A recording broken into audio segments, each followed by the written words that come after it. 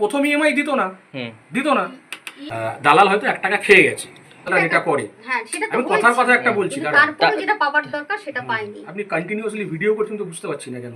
না ভিডিওটা তো করছি, কারণ আছে। হ্যাঁ, সেটা কিসের কারণ?